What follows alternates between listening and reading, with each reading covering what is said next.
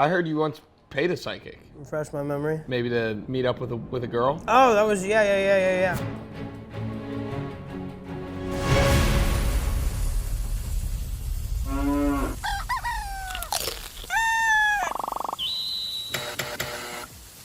Order up! And I'll be having a chicken club and a cold Friday beer. I'm here with Landon Bridges. Welcome to 60 for 60. And right in front of you here, $60 cash. This could all be yours. How are you feeling? I'm nervous actually, and I'm fat, so this is, I'll try. I'm gonna make it like a valiant effort for this for sure. All right, then I think it's time to start the clock. Timer ready, set, go. Oh wait, no, before we start the clock actually. Come on, give me like something sharp. Oh shit. Whoa. All right, sorry. This is probably not the thing you want to do before about to try to eat a lot of food, but. Well, when in Rome, as they say. Cheers. I don't think I've ever tried to do that sitting down before. Yeah, it's definitely harder. It's like different muscles or something. Yeah. Yeah. Oh, God. Okay. Jesus. Okay. All right, so I want to talk about, you're blowing up right now with these cooking videos. Have you always been into the culinary arts, if you will? I mean, I was like 300 pounds at 18 years old, so I know my way around the kitchen. But I went on this trip to like Big Bear, and then this girl tried to make breakfast, and she's like some skinny bitch, and I don't want to eat skinny bitches' eggs, you know? They're just not gonna make them right. Amen. But I've known how to cook for a while. When I first started cooking, I was in my mom's vacation house while I was going to college, and I was throwing parties a lot. And the cops kept getting called because everyone on that street was like 55 plus, except for me. And then I just decided one day, I was like, you know what? Fuck it, old people like to eat. Let's go ring the doorbells, invite them to a dinner party. I'm like, there's wine, there's food.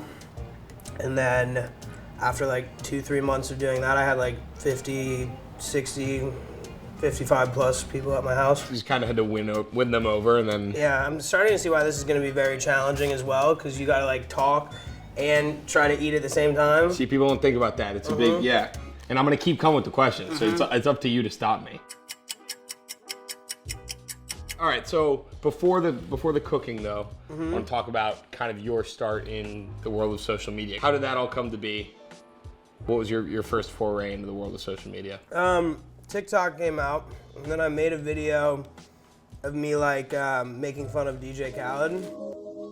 She see money all around me. And then I'm sitting in like some psych class in college, and I see that DJ Khaled retweeted that video.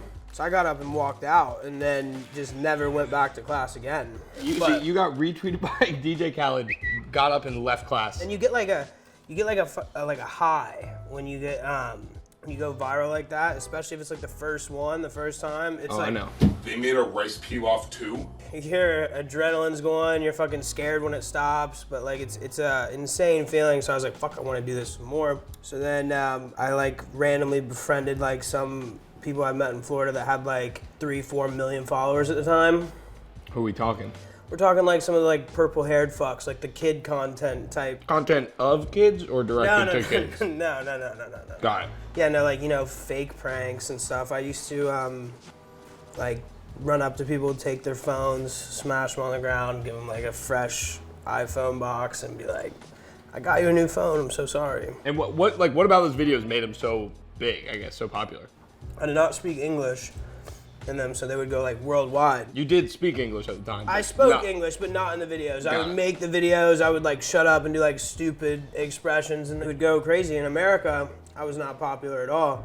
But then all of a sudden, I like go to Brazil for Carnival like a year after doing it, and apparently there I'm a huge celebrity. It's kind of sick. I heard a story about you going to 11 and getting in some trouble on the way out. Oh yeah. Because they don't give you lap dances at 11. They will if you like want it, but they'll come to your booth and give you a massage. So that's nice.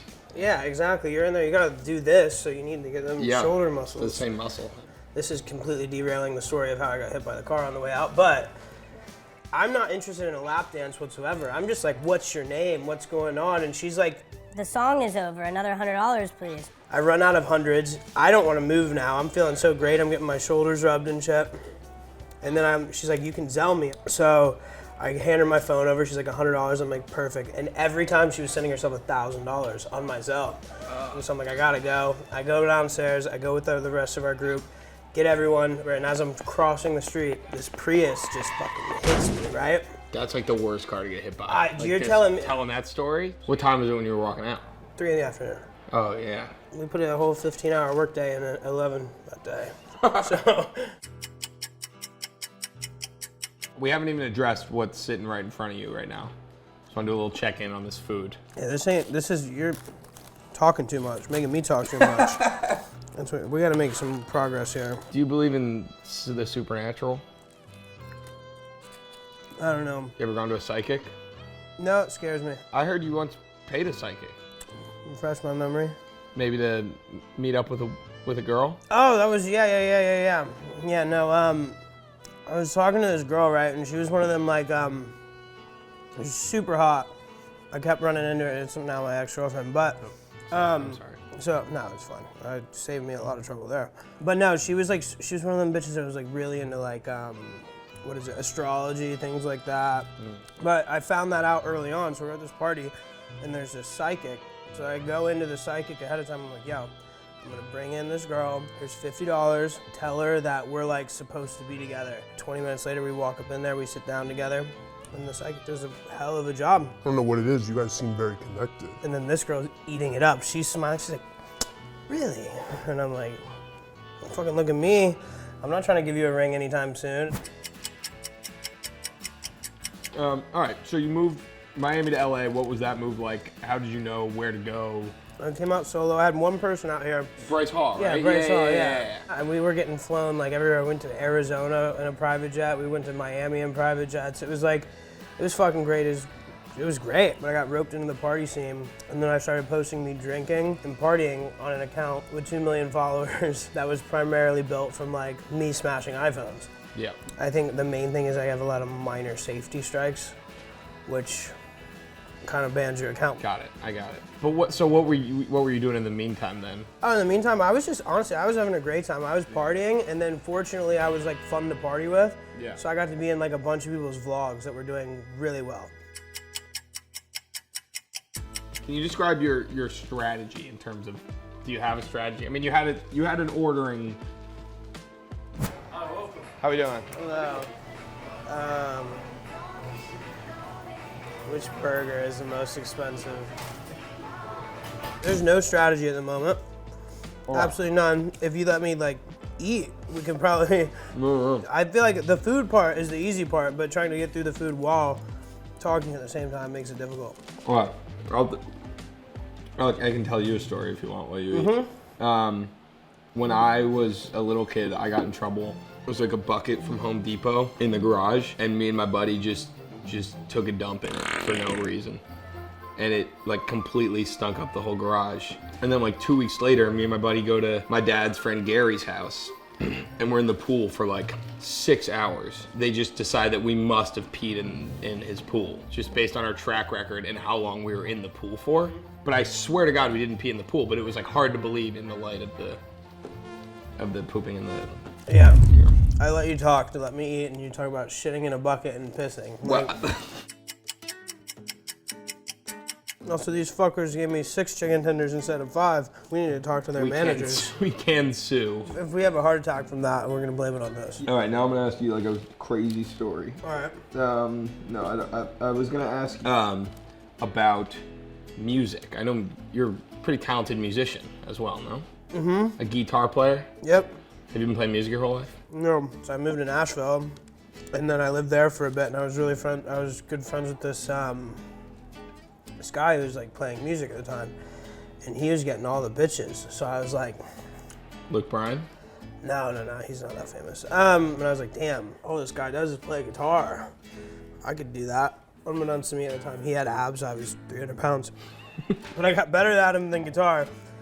Still didn't get any bitches. So, but along the way, I learned a lot of instruments. I learned how to like play guitar, piano, drums, all that kind of shit. You still do that? But I like will go and we'll do like writers retreats and things like that, and I'll sit down with like an artist and we'll like make like 4 or 5 songs over the course of like 2-3 days. We actually go to Yosemite tomorrow. You and me? Or- No. Oh. Like I'm going with another, like with an artist, and we're doing that, and we're gonna be there for like 4 or 5 days. So that That'll should be be sick. interesting. Well, I have a present for you. I got you this. What we got here? I can't tell you. You gotta open it. Oh, you're getting mail all over my wrapping paper. No, I'm just kidding. Oh, look at this. Cream. Kind of sick, right? Fuck yeah. Should buy a record player. Yeah, wait, you're on your own for that. Actually, what's sick is so on the cooking videos, the first song that went viral for me, or the first video that went viral, one of the songs on this. White door. White room, yeah. Room. Oh, fuck yeah. In the white room with black curtains. I'm trying it. Wow. Let's go enjoy this view. Yeah, I mean, I think we both established this is both of our first times having Carl's Jr. Mm-hmm. At least from a taste perspective. What's your takeaway? They're not paying us, so you can say whatever you want. I don't dislike it. I'm actually not a huge fast food fan, believe it or not. I believe that, because you cook. Mm-hmm. Do you cook all, like, outside of the content? Mm-hmm. Have you ever cooked something and you're like, shit, I should have filmed that? No. What I cook for like my actual self is not what I do for the videos. Because the videos you have to make shit that's like outlandish and like crazy. Yeah. But at the end of the day, I don't want to die at like 30. And if I ate everything that I make, I would be dead in like 2 years. That's why I don't eat all this shit. That's why I don't eat the Yeah. whole $60 worth. Because people have said that in the comments. What, blood pressure? No, that I'm a P word pussy for not eating the amount that you guys eat. I want to ask, you have a cookbook out. Yeah, well, okay, so here's the thing is all these people started dropping ebook or like books, and I got a publishing offer. So I took like an Adderall one day. You know, I look at my roommate and I'm like, we need an ebook. We can do that shit right now. So we sat down for like a whole day. We shot the cover on like my living room floor. I feel like, you know what I feel like I'm going on my soapbox here because I don't get it. Mm-hmm. But all the people that cook that I see on social media always sell fucking salt. It's all like product research. Salt's cheap to make. That's what I'm saying. It feels like It's just cheap. Yeah. So like the product development side of like what cooks can sell or like internet chefs can like sell is ultimately going to come down to what's cheapest and can be marked up the highest. what about like pans, Pans are heavy. pots? Very heavy items, and then you got shipping costs on that, so your margin's getting lower. How about this? Ready? Yeah. Bridges, fridges. Now that's a really fucking heavy product right there. It's a fridge to freezer all in one, and it's just like tiered. So you can kind of choose like if you want something to be like a little cold. Bridges, fridges is good. It's a tiered, it's like the... It's a punchline that rhymes that took you like a 7-minute setup. Are you always hungover?